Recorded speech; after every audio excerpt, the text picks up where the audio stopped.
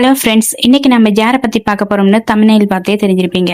ஆமா, stray kids குரூப்போட dancing GeM நம்ம எல்லாரோட ஃபேவரட் லீனோ பத்தி தான் பேச போறோம். இவர் ஒரு டான்ஸரா எல்லாருக்கும் தெரியும். ஆனா இவரோட லைஃப்ல இவ்வளவு போராட்டங்கள் இருக்கான்னு கேட்டா நீங்களே ஆச்சரியப்படுவீங்க. ஒரு சாதாரண பேக்கப் டான்ஸரா இருந்து இன்னைக்கு உலகமே வியக்கிற அளவுக்கு அவர் எப்படி வளர்ந்தாரு, அவரோட பர்சனல் லைஃப்ல நமக்கு தெரியாத ரகசியங்கள் என்ன, எல்லாத்தையும் இந்த வீடியோல முழுசா பார்க்க போறோம். நீங்க ஒரு ஸ்டேயா இருந்தா கண்டிப்பா இந்த வீடியோ உங்களுக்கு ஸ்பெஷலா இருக்கும். வாங்க வீடியோக்குள்ள போலாம். லீனாவோட நிஜ பேர் லீ மின்கோ. அவர் அக்டோபர் 25, 1998 தென்கொரியால இருக்கிற கிம்போங்கிற இடத்துல பிறந்தாரு. இவரை பத்தின ஒரு சுவாரஸ்யமான விஷயம் என்னன்னா, இவர் அவங்க வீட்டுக்கு ஒரே ஒரு பிள்ளை. நம்ம ஊர்ல ஒரே பிள்ளைன்னா செல்லமா கஷ்டமே தெரியாம வளர்ப்பாங்கன்னு சொல்லுவோம். ஆனா லீனோ அப்படி வளரல. சின்ன வயசுல இருந்தே ரொம்ப பொறுப்பான பையனா இருந்திருக்காரு. இவருக்கு தற்காப்பு கலையில செம இன்ட்ரெஸ்ட். டேக்வாண்டோல இவர் பிளாக் பெல்ட் வாங்கி இருக்காரு. அந்த ஒழுக்கமும் விடாமுயற்சியும் தான் இன்னைக்கு அவரோட டான்ஸ்ல அந்த பெர்ஃபெக்ஷன் வர காரணம்.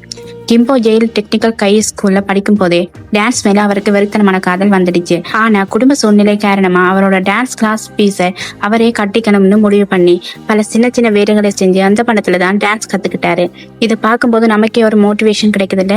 இப்போ பல பேருக்கு தெரியாத ஒரு ரகசியம், ஸ்ட்ரே கிட்ஸ்ல சேர்றதுக்கு முன்னாடி லீனோ ஒரு ப்ரொஃபஷனல் டான்ஸரா இருந்தாரு. அவர் பிடிஎஸ் குரூப்புக்கே பேக்கப் டான்ஸரா ஒர்க் பண்ணியிருக்காரு.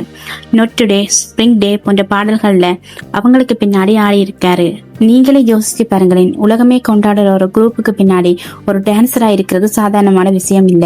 ஆனா லீனோ மனசுல நாமளும் என்னைக்காவது ஒரு நாள் இவங்க மாதிரி முன்னாடி நிக்கணுங்கிற கனவு ஓடிக்கிட்டே இருந்தது.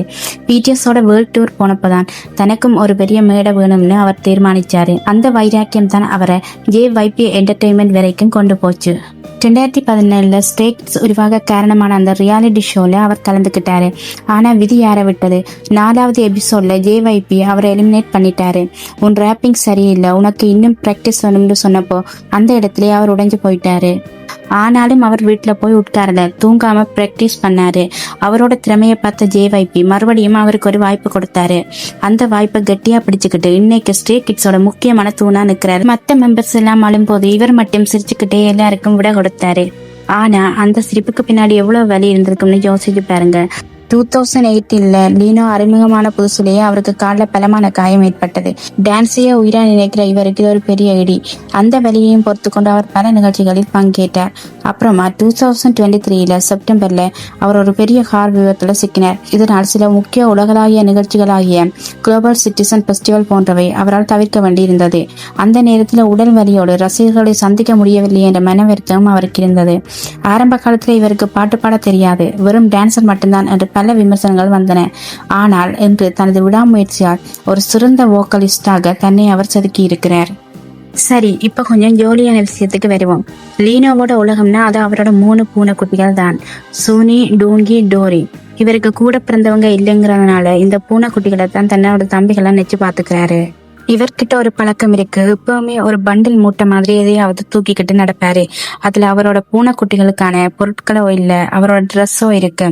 அவரோட இன்ஸ்டாகிராம் போஸ்ட்ல பாதியாவது இந்த பூனைக்குட்டிகளை பத்தி தான் இருக்கு. இதை பார்க்கும் போது ஒரு டான்சருக்குள்ள எவ்வளவு அழகான ஒரு குழந்தை மனசு இருக்குன்னு புரியுது. நண்பர்களே, லீனாவோட டான்ஸ் அழகு இதெல்லாம் தாண்டி அவர்கிட்ட எனக்கு பிடிச்ச ஒரு விஷயம் அவரோட தாராள குணம். அவர் தான் கஷ்டப்பட்டு சம்பாதிச்ச பணத்துல பல கோடிகளை மற்றவங்களுக்காக செலவு பண்ணி இருக்காரு. முக்கியமா வேர்ல்ட் விஷன் அமைப்பு மூலமா பசியால கஷ்டப்படுற குழந்தைகளுக்கு 100 மில்லியன் ஓன் கொடுத்திருக்காரு. துருக்கி நிலநடுக்கம் வந்தப்போ அங்க இருக்கிற மக்களுக்காக முதல் ஆளா உதவி செஞ்சாரு. அவர் வெறும் விலை வந்த பொருட்களை மட்டும் வாங்கல, மற்றவங்களோட வாழ்க்கையிலே மொழியேற்றுறாரு. அது மட்டும் இல்லாம கைவிடப்பட்ட பூனைகளை காப்பாற்றுற அமைப்புகளுக்கு தொடர்ந்து உதவி செஞ்சுட்டு வர்றாரு. இதையெல்லாம் அவர் பெருமையா அங்கேயும் சொல்லிக்கல. ஆனா அவரோட ரசிகர்கள் மூலமா தான் இது வெளியே தெரிய வந்துச்சு. இதுல இருந்தே புரிது நம்ம லீனோ ஒரு ஹோல்டன் கார்ட் பர்சன்னு. இன்னைக்கு லீனோவோட நிலைமை என்னன்னு தெரியுமா? ஒரு காலத்துல பிடிஎஸ்க்கு பின்னாடி ஆடின அதே பையன் இன்னைக்கு குச்சி பிராண்டோட குளோபல் அம்பாசிடர், பில்போர்ட் நம்பர் 1 இடத்துல இருக்கிற ஒரு குரூப்போட மெயின் டான்சர். அவர் பாடுற லிம்போ மாதிரியான சாங்ஸ் கேட்டீங்கன்னா அவரோட குரல்ல இருக்கிற மேஜிக் புரியும்.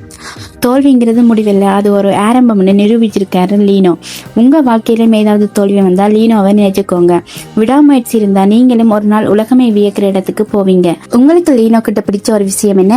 அவரோட டான்ஸா இல்ல அவரோட பூனைகளா? கமெண்ட்ல சொல்லுங்க. அப்புறமா நீங்களும் கமெண்ட் பண்ணுங்க, நான் நெக்ஸ்ட் வந்து யாரை பத்தி சொல்லணும்னு. அடுத்த வீடியோல இன்னொரு இன்ட்ரெஸ்டிங்கான டாபிக்கோட வரேன். பாய்.